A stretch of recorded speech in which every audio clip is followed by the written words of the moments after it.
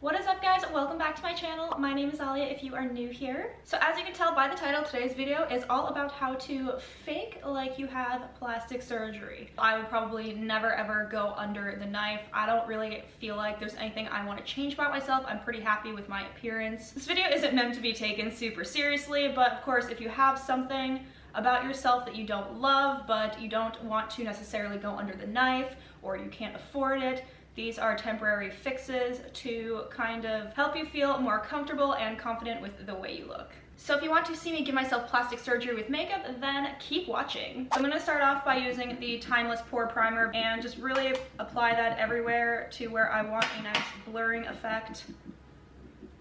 So anywhere that my pores are bigger, mostly in my T-zone area. Obviously this is going to help the makeup apply nice and flawlessly and just give you that really nice, perfect skin. Then I'm going to go in with my Milani Prime and Protect SPF Primer, and I'm just going to put that on the rest of my face.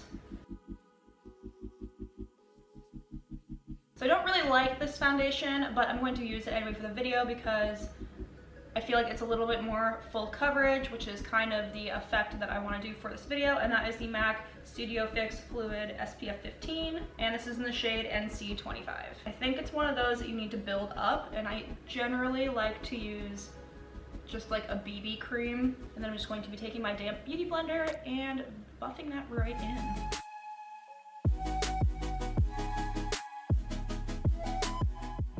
Definitely one of those foundations that's meant to be super layered on. Comment down below if you like the MAC Studio Fix and if you use it and how you use it, because so far I've not found a way that works for me. Next, I'm going in with my Tarte Shape Tape, and this is in the shade Fair, and going under my eyes with that. You really want to put this anywhere that you want to highlight your face, and you really want to like pull it up this way and start to kind of like create a almost line V shape coming from your eye towards your temple. This is going to start creating that lifting effect that we are going to play up later in this video. This next step is really important, and that is baking. You really want to bake any parts of your face that you obviously don't want creasing, but also this is going to help highlight your face and define it even more.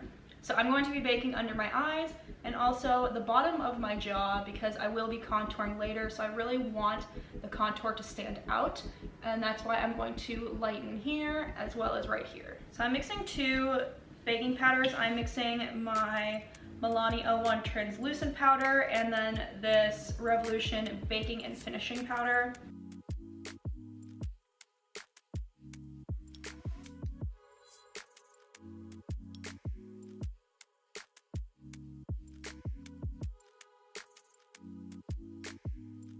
You can see my cheekbones are starting to pop out even without doing any contouring yet, and that's what we want. So you're just gonna let that sit for a bit while you start working on the rest of your face, and then we'll brush it away later. So next I'm going to be using my Fenty Beauty Matchstick in the shade Mocha, and I'm going to be using this to start contouring and carving out my face. The trick that I do is when I'm doing my jaw, I come here, but then I kind of come up and I do like a curve. So this curve is going to give the effect that your chin is smaller and a little bit more structured. And with the cheeks, if you want your cheeks to look fuller, what you're going to do is you're going to come down and you're going to curve the contour almost in like an up shape, so it's going to lift your cheeks. So right now it looks like I have two Nike swooshes on my face, but we're going to blend that in right now, so don't worry, it'll be fine. And it's good to take whatever brush you use to do your foundation, because when you have leftover foundation, it will help to blend in your contour better, and it'll mix it in better with your foundation. And if you have to re-dampen your beauty blender, that's fine, but that's going to make it a lot easier to really press the product into your skin. So my next trick is to take this little angled brush, and you've probably seen me do it in a lot of videos, but if you feel like your problem area is your nose, one of these is great.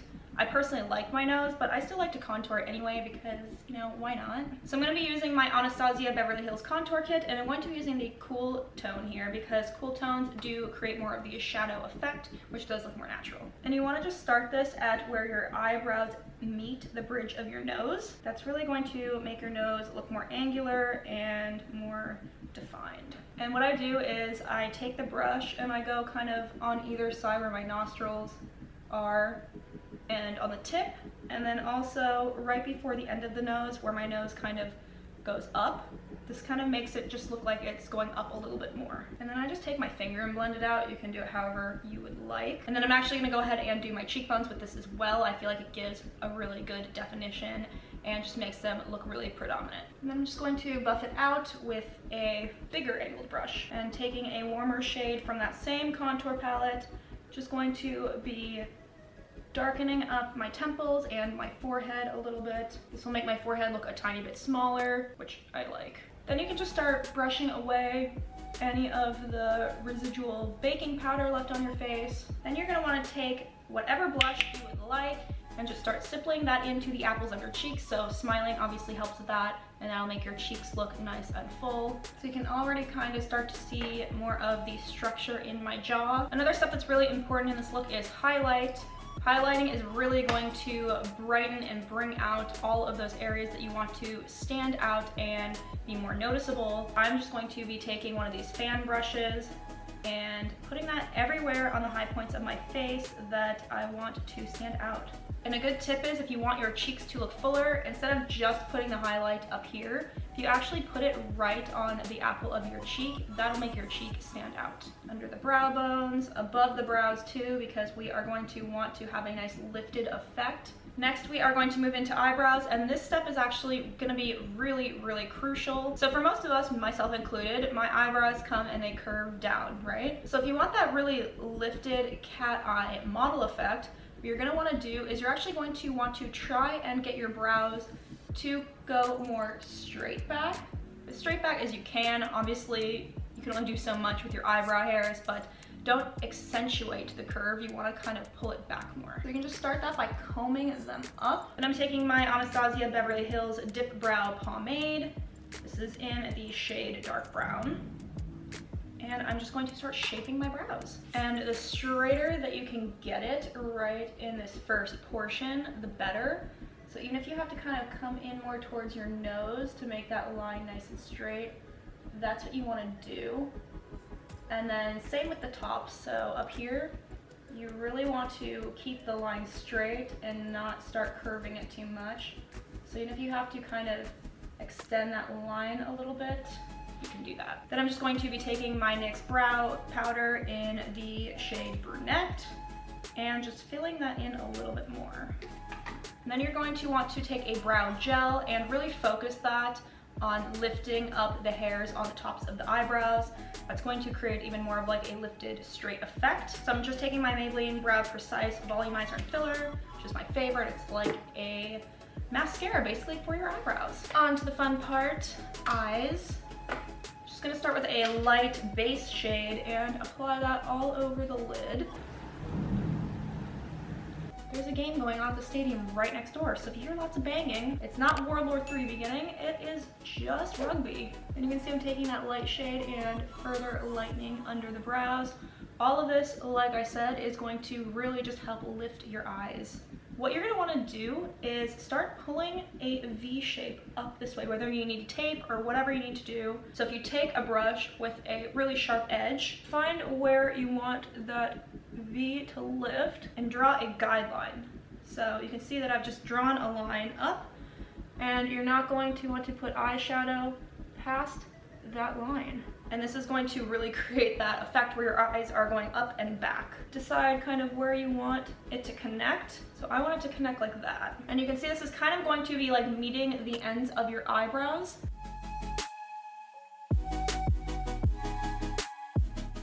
Then I'm just going to take a bigger fluffy brush with no product on it and really just buff out those harsh lines that I drew. I'm just gonna take another mauve shade on this fluffy brush and start focusing that even more in that area. And I really like to pull it all the way up to the inner corner of where my nose meets, because that does make my eyes look bigger, and I have really small squinty eyes. Then on a brush that looks like this, I'm going to take another darker kind of berry mauve shade and really start focusing that on that lifted region.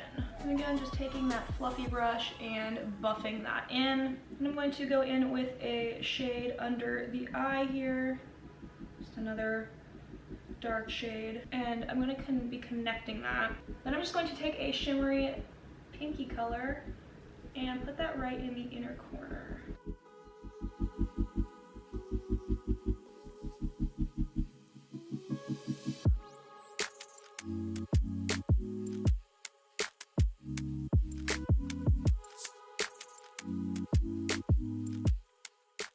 I don't know if that's showing up on camera, but it is intense. So let's go ahead and do some mascara real quick. I'm gonna do that off camera because it takes me a hot minute. All right guys, we're finally on the home stretch, lips. So if you want to make your lips look fuller, my favorite trick is to take a bronzer or a contour color and literally just go under the middle part of your bottom lip. That's going to create a shadow. It's going to make that lip look fuller. Now obviously I'm going to be using a lip liner. Gotta overline your lips if you want the fake lip look. You can either make the top of your cupid's bow more pointy, or you can just draw this line straight over.